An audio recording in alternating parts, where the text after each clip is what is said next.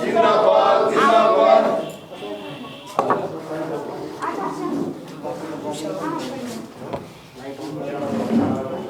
उषा आ जाओ।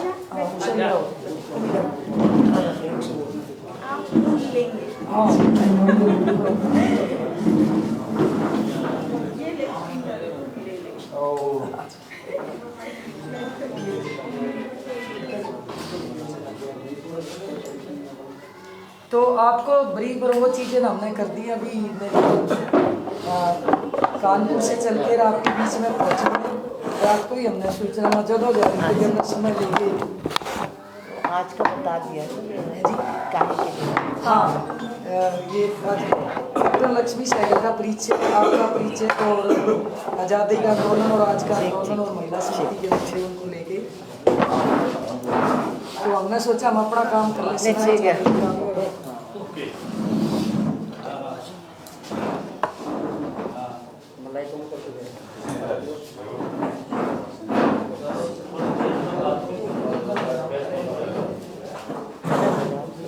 आप लोग सब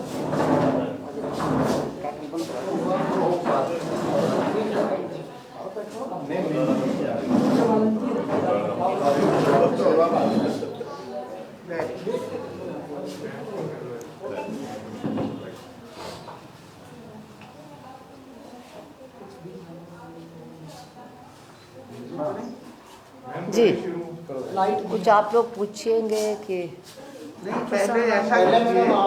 हाँ जी जिस उद्देश्य से आप आई हैं हाँ उसको कह दीजिए। और अगर सवाल है तो बोलो, किसान मवाली हैं हाँ या अन्नदाता है?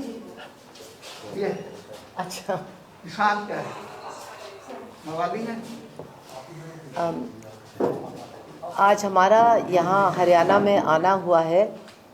ख़ास तौर से आज के दिन 23 जुलाई को हमारी अखिल भारतीय जनवादी महिला समिति कैप्टन लक्ष्मी सहगल के स्मृति दिवस के रूप में मनाती है पूरे भारत में। और तमाम जो जनसंगठन हैं स्टूडेंट्स के, यूथ के और दूसरे, वो भी साथ में कैप्टन लक्ष्मी को आज के दिन याद करते हैं। आप लोग सब जानते होंगे कि 1945 में सिंगापुर में नेताजी सुभाष चंद्र बोस के नेतृत्व में आज़ाद हिंद फ़ौज का गठन हुआ था।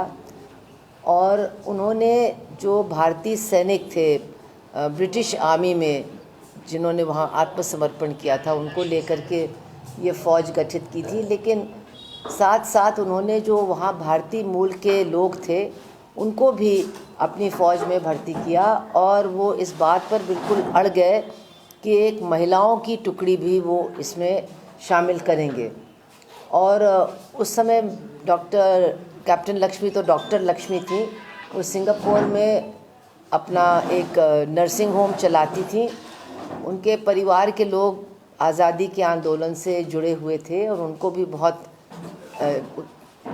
कुछ वो करना चाहती थी। और उनको तब मौका मिला जब नेताजी सुभाष चंद्र बोस ने उनसे पूछा कि क्या वो आज़ाद हिंद फ़ौज में एक महिला टुकड़ी की जिम्मेदारी लेने के लिए तैयार हैं। तो उन्होंने फ़ौरन हाँ कर दी और अपना प्रैक्टिस वहाँ पर बंद कर दिया और इसकी ट्रेनिंग में लग गई। और जो बड़ी बात है, जो लोग समझते नहीं हैं, कि जिस तरह की औरतें, करीब 2000 औरतें आईं इस टुकड़ी में भर्ती होने के लिए। और ये वहाँ जो भारतीय मूल के लोग थे, 4-5 मतलब जनरेशन से, उनकी ये लड़कियां थीं, उनकी ये घर की पत्नियां थीं, बहनें थीं। इन्होंने कभी भारत को नहीं देखा था, लेकिन फिर भी उनके अंदर ऐसा जज्बा था कि वो भारत की आज़ादी के लिए मतलब अपनी जान भी देने के लिए तैयार थीं। और शुरू में तो सब लोग मजाक उड़ा रहे थे कि कौन आएगा इसमें भर्ती होने, कहाँ से औरतें आएंगी। लेकिन जब नेताजी ने और कैप्टन लक्ष्मी ने दौरा करना शुरू किया तो लड़कियां अपने घरों से भाग भाग करके आईं। अपने मतलब माँ बाप से भी नहीं बताया। कुछ लोग पत्नियां थी, उन्होंने भी अपने घर से आना शुरू कर दिया। और ये बहुत ही मामूली परिवार की औरतें थीं जो वहाँ पर बगान में यानी प्लांटेशंस में काम करते थे।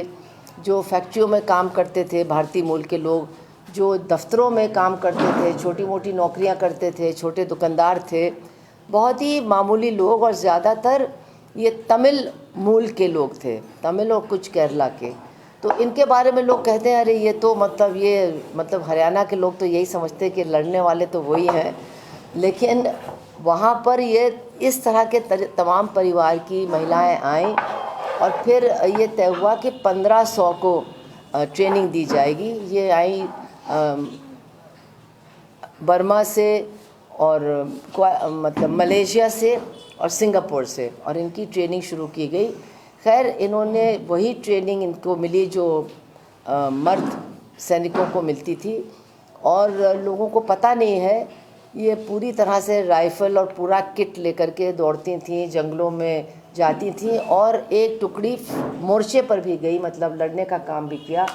लेकिन उसी समय जापान का आत्मसमर्पण हो गया और फिर आज़ाद हिंद फ़ौज को भी आत्मसमर्पण करना पड़ा। लेकिन उन महिलाओं ने बहुत ज़बरदस्त भूमिका अदा की। वहाँ से जब फ़ौजी लोगों को पीछे हटना पड़ा, जंगलों में जाना पड़ा, बहुत सारे घायल भी हुए, तो ये जो आज़ाद हिंद फ़ौज की जो ये महिला टुकड़ी थी जिसका नाम था झांसी ऑफ रानी रेजिमेंट, इन्होंने बहुत ज़बरदस्त योगदान दिया। लेकिन जैसा कि आप लोग शायद जानते होंगे, आज़ादी के बाद जो आज़ाद हिंद फ़ौज की भूमिका थी या उसका जो योगदान था आज़ादी को हासिल करने में, वो वहाँ तो आत्मसमर्पण उनको करना पड़ा। लेकिन जब भारत में उस फ़ौज की खबर आई और जब लाल किले में वहाँ के जो अधिकारी थे उनके ऊपर मुकदमा चला, पूरे देश को पता चला कि एक ऐसी फ़ौज बनी थी, इसमें महिलाएं भी थीं, तो इतना ज़बरदस्त जोश पैदा हुआ। और मैं आपको बता दूं कि आपके जो हरियाणा के लोग हैं, ये कम से कम हज़ारों की संख्या में गाँव से रोज़ जाते थे लाल किले तक, जहाँ पर मुकदमा चल रहा था 3 फ़ौजी अधिकारियों के ख़िलाफ़। सहगल, धिल्लन और शाहनवाज़, ये 3 फ़ौजी अधिकारी थे, और आपके हरियाणा के लोग रोज़ जाते थे वहाँ बैलगाड़ियों से, और सिर्फ लाल किले के बाहर खड़े होकर के सुनते थे कि आज फ़ैसला क्या हुआ। और ये बात मुझे बंसी लाल जी ने बताई। वो उस समय बहुत छोटे थे, लेकिन वो भी रोज़ जाते थे और रात को आते थे और फिर सुबह जाते थे, और कहते थे बैलगाड़ियों का रेला लगता था जो लाल किले तक जाता था। और फिर जब वो लोग छूटे वगैरह तो काफ़ी उनका स्वागत और ये सारी चीज़ें हुई, और एक बहुत बड़ा मौका था कि बिना देश को बांटे आज़ादी के लिए लड़ा जा सकता था। लेकिन जो लोग उस समय आज़ादी के आंदोलन के नेता थे, शायद वो थोड़ी जल्दी में थे, तो उन्होंने इंतज़ार नहीं किया और देश का बंटवारा हुआ। और कैप्टन लक्ष्मी जो थी, उनको तो अंग्रेज़ों ने कैद कर लिया था बर्मा में, तो वो तो हमेशा उनसे लड़ती थी कि मैं तो डॉक्टर हूँ, मैं तो अपना इलाज का काम नहीं छोड़ सकती हूँ, और उनको ज़रूरत भी थी, तो उनको उस तरह का कैद नहीं मिला। वो हमेशा अपना काम करती रहीं और सिंगापुर में भी आईं, वहाँ भी उन्होंने अपना काम जारी रखा। और वहाँ भारतीय मूल के बहुत से सैनिक अधिकारी थे ब्रिटिश फ़ौज में, वो बहुत से जानते थे या मिलने आते थे। तो अंग्रेज़ों ने सोचा ये तो हमारे लिए एक मुसीबत हो गई है, तो उन्होंने उनको एक जहाज़ से कलकत्ता भेजा और वहाँ उनको छोड़ दिया। उनके पास पैसा भी नहीं था। उनसे कहा अच्छा अब आप आज़ाद हैं, आप कहीं भी जाइए। तो वहाँ एक पंजाबी टैक्सी ड्राइवर थे, उन्होंने उनसे कहा कि आप मुझे सुभाष चंद्र बोस के घर ले जाइए या मेरे एक रिश्तेदार है उनके यहाँ ले जाइए, वहाँ आपको मैं पैसे दे दूँगी। तो उन्होंने कहा नहीं, मैंने आपको पहचान लिया, आप कौन हो, मैं आपसे पैसे वैसे नहीं। खैर वो फिर आए, फिर उनका भी खैर बहुत भव्य स्वागत, और फिर उन लोगों ने घूम घूम करके आज़ादी के लिए प्रचार किया और यही लोगों से कहा कि भाई देश को मत बांटने दीजिए वगैरह वगैरह। लेकिन चीज़ें बहुत आगे बढ़ चुकी थीं और फिर आज़ादी आई और कैप्टन लक्ष्मी की शादी उन्हीं कर्नल सहगल से हुई जो लाल किले में कैद थे, और वो लोग कानपुर आ गए। और अपना जो कैप्टन लक्ष्मी थी, उन्होंने ज़्यादातर जो उस समय शरणार्थी आए थे पश्चिमी पाकिस्तान से, उनके लिए जो कैंप्स बनाए गए थे उनमें डॉक्टर की हैसियत से काम किया, और फिर वो गरीबों की डॉक्टर ही बन करके कानपुर में रहीं। जब बांग्लादेश की लड़ाई हुई तो वो बांग्लादेश के बॉर्डर पर भी गई, वहाँ भी उन्होंने एक कैंप चलाया और उसके बाद फिर वो CPIM की सदस्य भी बनी। बहुत से लोग कहते हैं कि कम्युनिस्टों ने तो सुभाष चंद्र बोस के बहुत ख़िलाफ़ बातें कही थी, लेकिन सदस्यता लेने से पहले कैप्टन लक्ष्मी कॉमरेड ज्योति बसु से मिली और उन्होंने कहा कि आपने जो मूल्यांकन किया सुभाष चंद्र बोस का वो सही नहीं था। ठीक है, आप इस पर आपत्ति कर सकते हैं कि जापानियों का साथ उन्होंने क्यों लिया, लेकिन वो देशभक्त थे, देशभक्ति पर आप सवालिया निशान नहीं उठा सकते हैं। तो कॉमरेड ज्योति बसु खैर बहुत बड़े आदमी थे, उन्होंने एक प्रेस कॉन्फ्रेंस में कहा कि हम लोगों ने जो मूल्यांकन किया वो बिल्कुल गलत था।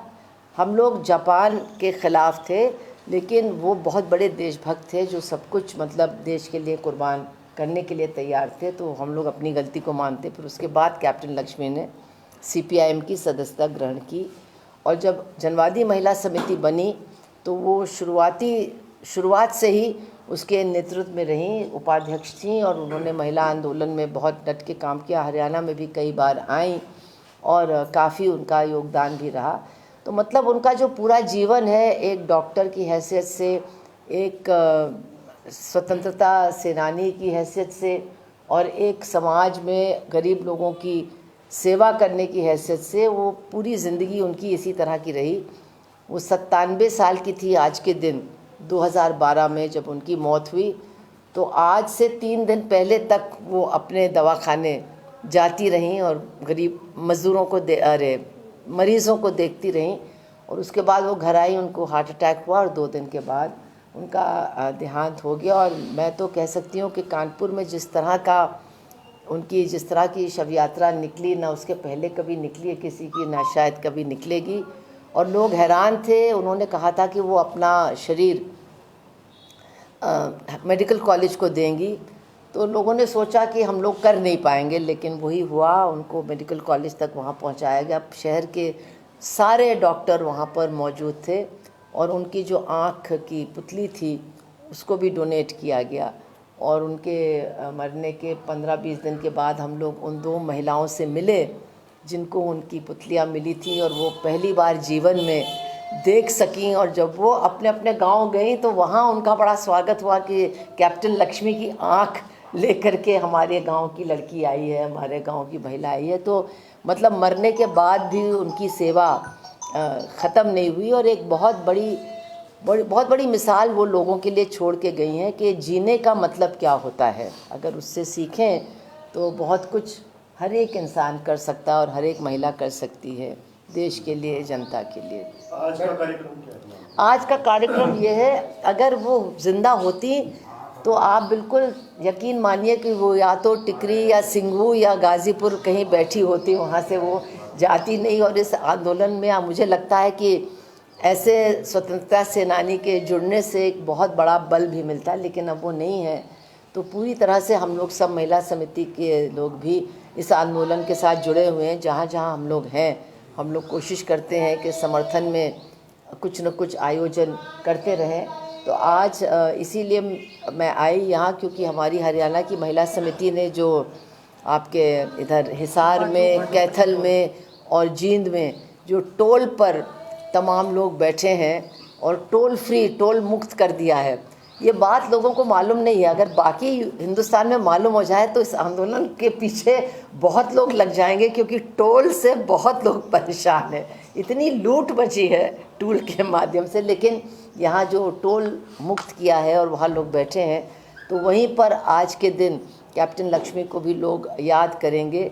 और ये मौका भी बहुत अच्छा है क्योंकि एक नया मोड़ भी आया है इस आंदोलन में। एक तरफ तो हरियाणा की सरकार काफ़ी उत्पीड़न भी करने लगी है, लोगों को के ऊपर केस लगाना और जेल भेजना, और उसके ख़िलाफ़ बहुत ज़बरदस्त यहाँ आंदोलन भी चल रहे हैं। और अब संसद का सत्र भी शुरू हो गया है, वहाँ भी किसान रोज़ जा रहे हैं और संसद के अंदर उनकी बात उठाई जा रही है लगातार। और मेरे ख़्याल से 26 तारीख को महिला किसान वहाँ पहुँचेंगी दिल्ली। तो ये एक बहुत अच्छा मौका है जब किसान आंदोलन में भी एक नया मोड़ आया है। ऐसे मौके पर कैप्टन लक्ष्मी की मिसाल को आगे रखते हुए निश्चित रूप से मुझे लगता है लोगों को काफ़ी प्रेरणा मिलेगी और भी ज़्यादा ताकत इस आंदोलन को मिलेगी। मैडम, किसान आंदोलन पर बैठे हैं जी, और केंद्रीय मंत्री सुकीर्ति लेखी ने ये कहा है कि ये मवाली हैं, तो इस ये बारे में बहुत देखिए, क्या ये जो सरकार है, इतनी किसान विरोधी सरकार तो आज तक देखी नहीं गई। जहाँ एक तरफ अन्नदाता कहते हैं, जय जवान जय किसान के नारे लगाते हैं, किसानों का वोट लेकर के जीतते हैं, और आप लोग सब जानते हैं कि इस कोरोना काल में औद्योगिकरण में बहुत गिरावट आई है। जो कमाई होती है उत्पादन से, छोटे उद्योगों से या बड़े उद्योगों से या सर्विस सेक्टर से, उसमें बहुत ज़बरदस्त गिरावट आई है। यानी जीडीपी बहुत ज़्यादा नीचे चली गई है। केवल जो खेती का उत्पादन है वो केवल मतलब बरकरार नहीं है, बना हुआ नहीं, लेकिन उसमें और भी ज़्यादा बढ़त हुई है। तो ये दिखाता है कि किसान अपनी लड़ाई को भी लड़ना जानता है, लेकिन साथ साथ वो देश के पेट को भरना नहीं भूलता है। और आज जो भुखमरी है इस देश में, अगर हमारे गोदामों में जो एमएसपी की वजह से चावल और गेहूं भरा हुआ है, और जो आज मुफ्त में बांटा जा रहा है, जो बैठे हैं सरकार में वो ऐसा बांट रहे हैं जैसे कि अपनी जेब से निकाल करके बांट रहे हैं। ये केवल और केवल किसानों की देन है। और जो एमएसपी का सिस्टम बनाया गया था, मंडी सिस्टम बनाई गई थी, उसका नतीजा है कि आज हमारे गोदामों में ये गल्ला भरा हुआ है, जिसको लोगों को भुखमरी से बचाने के लिए इस्तेमाल किया जा सकता है। आज एक महिला मंत्री कहती है कि ये गुंडे हैं, मवाली हैं, तो ऐसे लोगों को तो शर्म तो इनको आएगी नहीं। तो किसान आंदोलन निश्चित रूप से इनको शर्मिंदा करेगा और इनको सबक सिखाएगा। आज जैसे हरियाणा के मंत्री डर डर करके अपने घरों से निकलते हैं, उसी तरह से मुझे लगता है कि कुछ दिन बाद दिल्ली के मंत्री भी, जो ख़ास तौर से इतनी बेहूदी बात करते हैं, वो डर के ही निकलेंगे। और आप सोचिए कि हमारे प्रधानमंत्री हैं, अगर उनकी पार्टी के किसी नेता के घर में कोई जानवर मर जाता है तो उसके लिए भी वो श्रद्धांजलि देते हैं और उनको मैसेज भेजते हैं और ट्विटर पर कुछ ना कुछ बोलते हैं।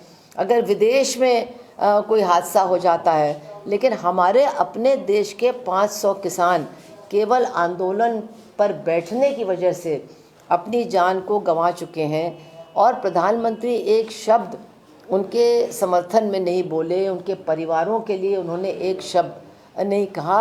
इससे ज़्यादा शर्म की बात नहीं हो सकती है।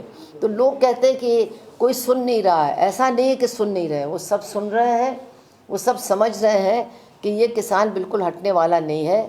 और हम लोग सब जानते हैं, और आप लोग तो हरियाणा के हैं, आप लोगों ने तो उनका जज्बा देखा है।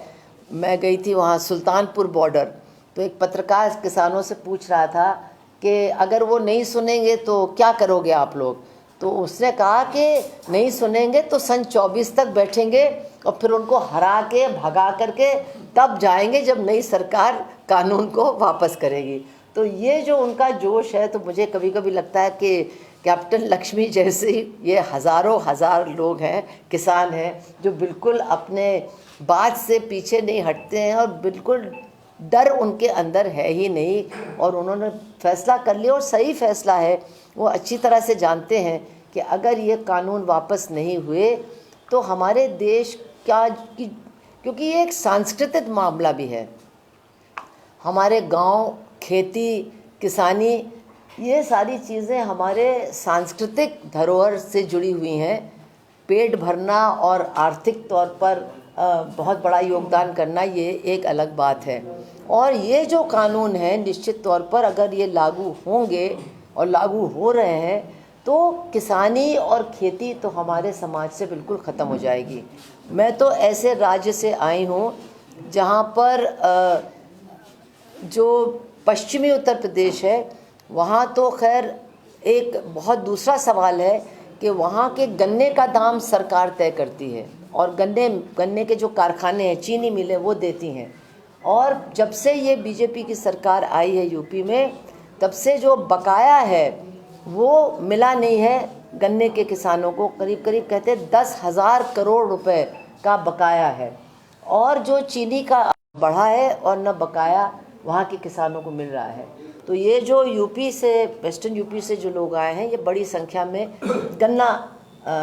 गन्ने की खेती करने वाले किसान हैं। लेकिन जो वहाँ छोटे किसान हैं, उनके लिए संभव नहीं है कि वो आकर के वहाँ बैठें, महीनों बैठें, क्योंकि वो अपना खुद मजदूरी करते हैं और वो छोटी जोतें हैं उनके पास।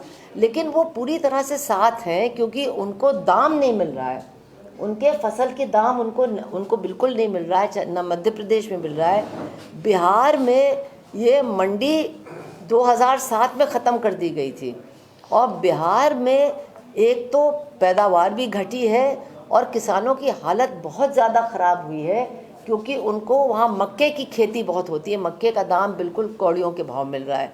अब की आप जानते हैं कि सरसों का भी भाव बहुत कम मिला है।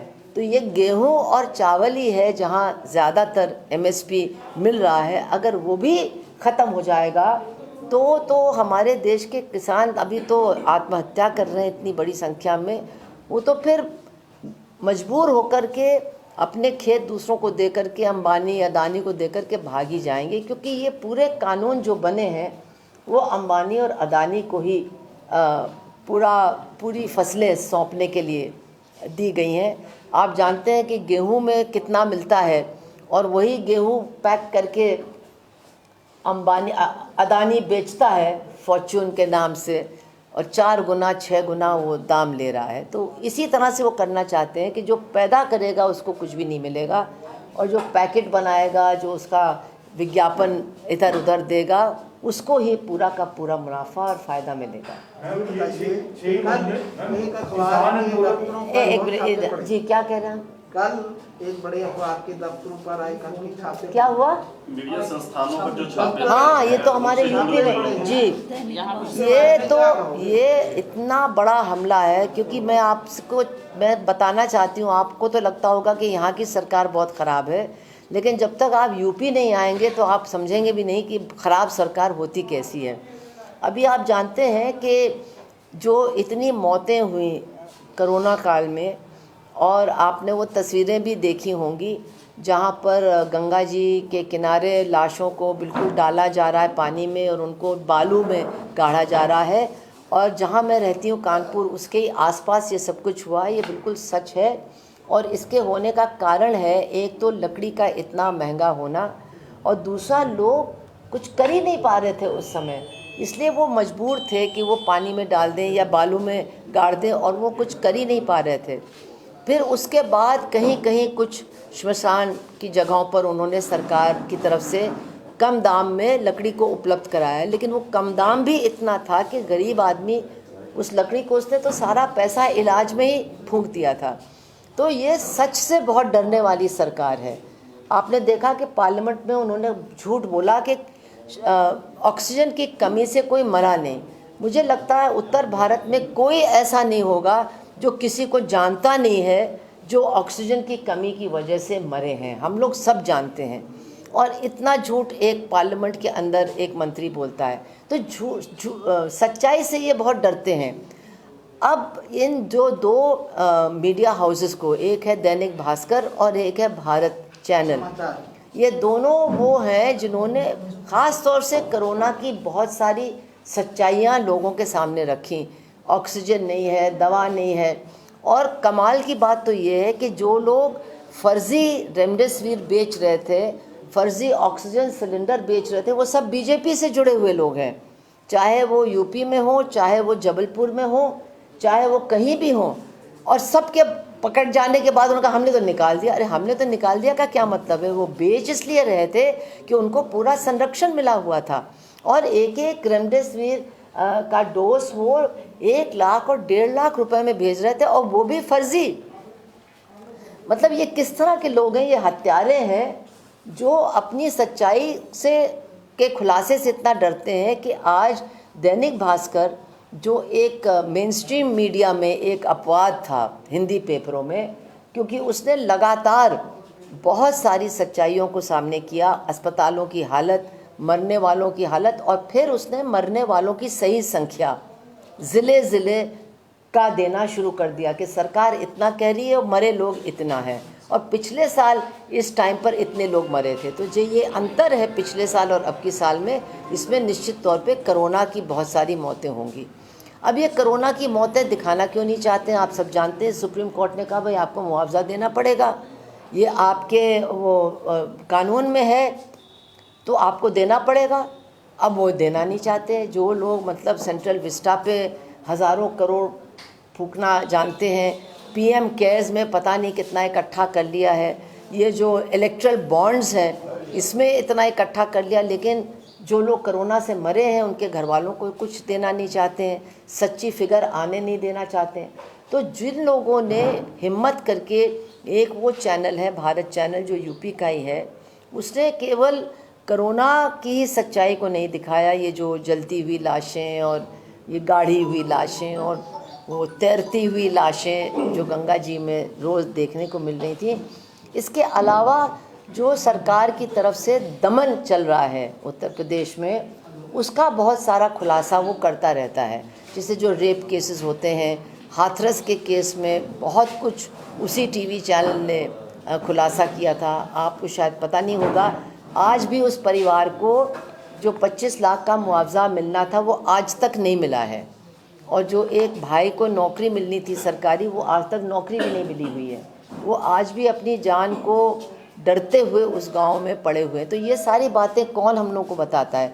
भारत टीवी के चैनल जैसा चैनल, और जो छोटे अखबार होते हैं वो तो छापते रहते हैं, लेकिन बड़े अखबारों में दैनिक भास्कर ही है जो ये सब छाप रहा था। और आप अभी और होगा, क्योंकि अभी तो इन दोनों को टारगेट किया है, लेकिन ये जो पेगासस स्पाईवेयर, ये जो फ़ोन्स की हैकिंग हुई है, उसकी जो खबरें हैं पहली बार हमने देखा। जो मेन स्ट्रीम मीडिया है, ख़ास तौर से हिंदी का, चाहे दैनिक जागरण हो, चाहे अमर उजाला हो, या जो आपके यहाँ जो बड़े अखबार हैं, मेरे ख्याल से देश बंधु है क्या, पंजाब केसरी, इन लोगों ने बहुत दिनों के बाद ये जो पेगासस स्पाईवेयर की बातें हैं वो काफ़ी बड़े पैमाने पर उनको प्रकाशित किए हैं, उजागर किया। और उसका कारण है कि जो बाहर की मीडिया है, New York Times, Washington Post, Guardian, इन लोगों ने सबसे पहले इनको निकाला। तो अब उनके ख़िलाफ़ क्या करेगी हमारी सरकार पता नहीं, और उनसे फिर ले करके हमारे यहाँ की मीडिया ने भी खूब देना शुरू कर दिया। तो हमको साफ पूछते हैं कि इंडिया में आपको लगता है कि प्रेस की फ्रीडम को खतरा है या दबाने की कोशिश की किसको? Press freedom. देखिए, मैं आपसे तो पूछ नहीं सकती हूँ, क्योंकि आप शायद बोल नहीं सकते, और आपका ना बोलना ही इस बात का सबूत है कि आज हमारे प्रेस की क्या हालत है। सब लोग जानते हैं। हम लोगों की प्रेस कॉन्फ्रेंस में भी लोग आते हैं, कहते हैं भाई हम ले तो जा रहे हैं, न्यूज़ छपेगा कि नहीं इसकी कोई गारंटी नहीं है। अब कुछ छपने लगा है, क्योंकि किसान आंदोलन की वजह से ख़ास तौर से इस इलाके में बहुत सी चीज़ें अब खुलने लगी हैं, आने लगी हैं। लेकिन प्रेस का तो हाल ऐसा हो गया है कि जो मतलब वरिष्ठ लोग थे, पत्रकारिता कर रहे थे, उन्होंने सबने छोड़ दिया है मेन स्ट्रीम मीडिया को। वो अपने छोटे ऑनलाइन कुछ शुरू कर रहे हैं या किसी ऑनलाइन पोर्टल के साथ जुड़ रहे हैं, क्योंकि एक हद के बाद आदमी अपनी आत्मा, कोई औरत अपनी आत्मा को कहाँ तक मारेंगे, कहाँ तक झूठ छापेंगे। और अब तो मैं ये भी देखती हूँ, शायद मैं गलत हूँ, कि ये जो चैनल्स हैं जो बकवास करते रहते हैं, अब इनकी भी जनप्रियता मैं देख रही हूँ काफ़ी कम हो रही है, और काफ़ी लोगों ने उनको देखना, नाम तो मैं नहीं लूँगी, वो किसान तो रोज़ उनके नाम लेते हैं और उनके बाइक्स को भी हटा देते हैं, लेकिन अब उनकी जनप्रियता भी काफ़ी कम हो रही है। लेकिन सरकार की तरफ से वो यही नहीं चाहते कि सच उजागर हो, और इसीलिए ये कर रहे हैं। एक और बहुत बड़ा सच है जो उत्तर प्रदेश से निकल कर के आया है, मैं 2 मिनट उस पर बोलना चाहूँगी, कि ये जो राम मंदिर के निर्माण में जो घोटाले हो रहे हैं, ज़मीन के घोटाले, और ये आप समझ लीजिए अगर सामान्य समय होता तो ये हेडलाइंस होते और टीवी चैनल पर इसके अलावा आपको कुछ सुनने को ही नहीं मिलता, क्योंकि इसमें वो ट्रस्ट यानी वो न्यास इन्वॉल्व है जिसका गठन प्रधानमंत्री और मुख्यमंत्री ने किया है। और उस न्यास ने, आप लोग सब यहाँ हरियाणा में हो, ज़मीन के ख़रीदने और बिकने के बारे में बहुत कुछ जानते हो। आप सोचिए, मैं एक ही उदाहरण आपको दूंगी कि दो लोगों ने एक मिस्टर एंड मिसेस पाठक से ज़मीन खरीदी आज 5 बजे शाम को। अब ये मिस्टर एंड मिसेस पाठक कौन है? ये अपराधी हैं जिनके खिलाफ कुर्की नोटिस पुलिस ने निकाली हुई है और पुलिस कह रही है ये हमको मिल नहीं रहे हैं कहीं, और ये ज़मीनें खरीद रहे हैं और दिन दिन भर अयोध्या की कचहरी में बैठे हुए उसको बेच रहे हैं, और पुलिस कह रही है वो हमको मिल नहीं रहे हैं, वो फ़रार हैं, वांटेड हैं। मिस्टर एंड मिसेस पाठक, उन्होंने ज़मीन खरीदी, कई ज़मीनें खरीदी, सब में हम नहीं जाएंगे। एक ज़मीन उन्होंने ख़रीदी 3 प्लॉट, एक ये वक्फ की ज़मीन है जो बिक नहीं सकती है, उसके ऊपर केस चल रहा है, कोर्ट से स्टे है कि ये नहीं बिक सकती, लेकिन वो उन्होंने ख़रीद ली और उन्होंने 2 लोगों को बेचा 5 बजे शाम को, एक अंसारी और एक मिश्रा या एक तिवारी। और जो साक्ष्य हैं माने विटनेसेस हैं वो उसमें एक मिश्रा जी हैं और एक उपाध्याय जी हैं। उपाध्याय जी कौन है? वो बीजेपी के महापौर हैं अयोध्या के, और मिश्रा जी कौन है? वो राम मंदिर न्यास के सदस्य हैं, दोनों उसके विटनेस हैं। 5 बजे की डील होती है, 3 प्लॉट जो वक्फ की हैं वो 2 करोड़ रुपए में बेची जाती हैं ये अंसारी और तिवारी को, और 5:15 पर वही 3 प्लॉट श्री राम मंदिर न्यास को 18.5 करोड़ में बेची जाती हैं 15 मिनट के बाद। और साक्ष्य कौन होते हैं? वही उपाध्याय और वही मिश्रा, वो दोनों में साक्ष्य हैं। एक 2 करोड़ की डील और 15 मिनट के बाद 18 करोड़ की डील, 18.5 करोड़ की डील, और 15-20 मिनट के अंदर इलेक्ट्रॉनिक ट्रांसफ़र भी इन दोनों लोगों को 18 करोड़ रुपए का आ जाता है न्यास से। तो कोई भी समझ सकता है कि दाल में इतना काला है कि अब दाल दिखाई नहीं दे रही है। और उसके बाद भी बहुत सारी बातें हुई हैं।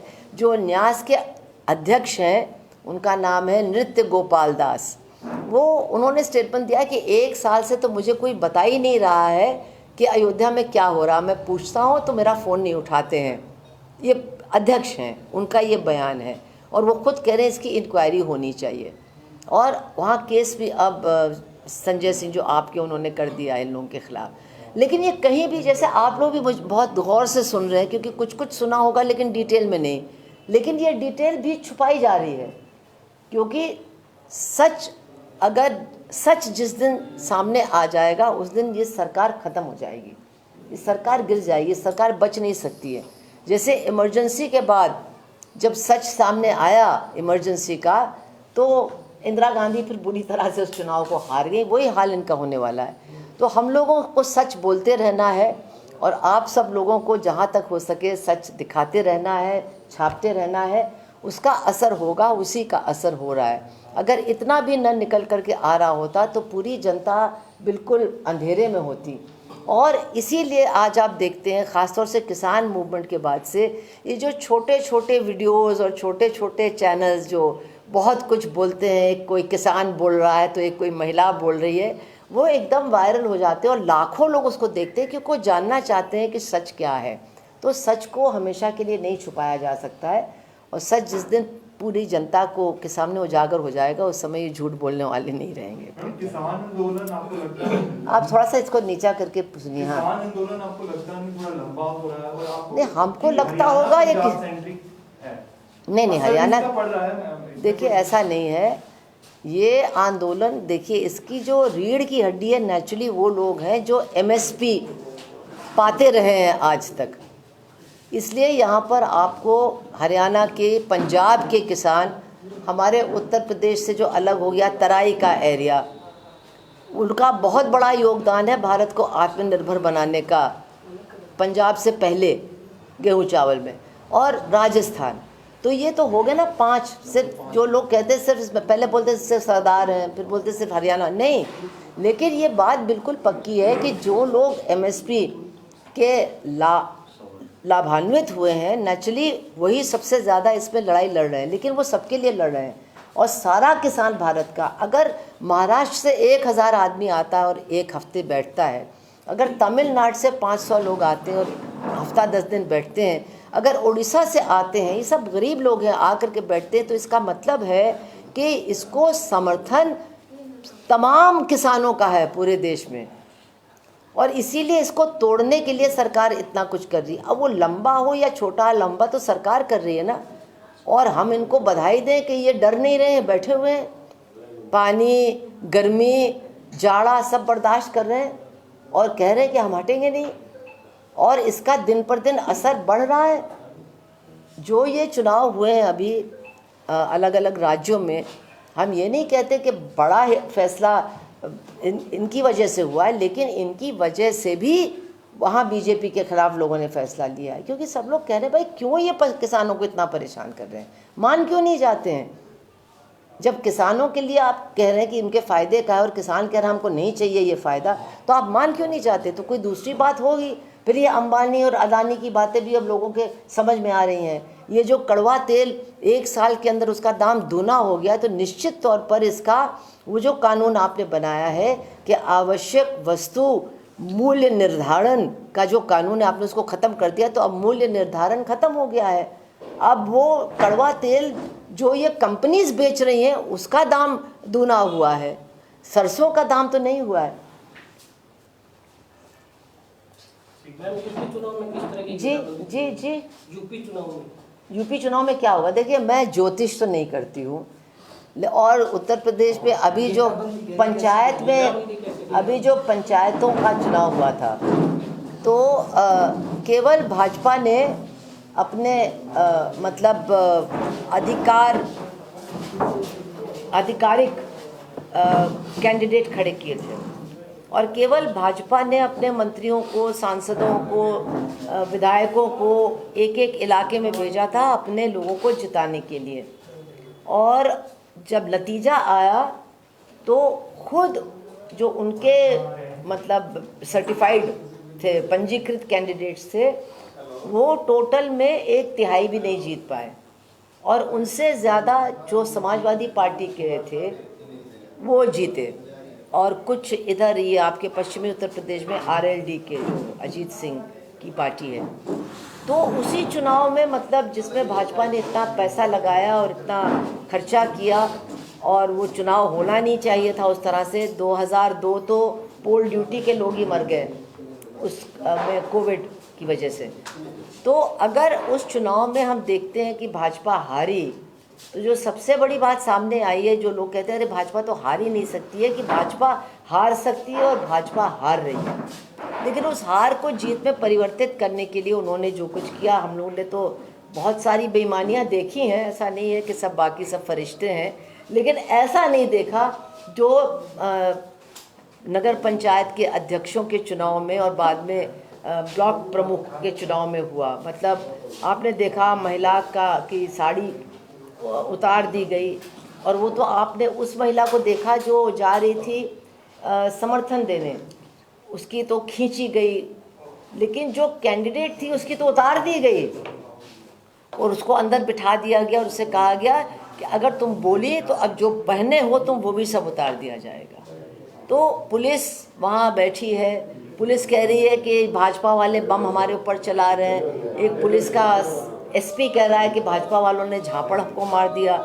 तो ये तो सब कभी हम लोगों ने देखा नहीं है, और पूरे के पूरे लोग मतलब उठा लिए गए, मारे गए, बुरी तरह से उनकी पिटाई हुई, और अपनी हार को उन्होंने जीत में परिवर्तित कर दिया। तो अब लोग कहते हैं कि आगे भी ऐसा करेंगे, आगे वो ऐसा करना चाहेंगे, लेकिन जिनके साथ ऐसा हुआ है उन्होंने भी बहुत कुछ सीखा है इससे, वो भी इतनी आसानी से होने नहीं देंगे।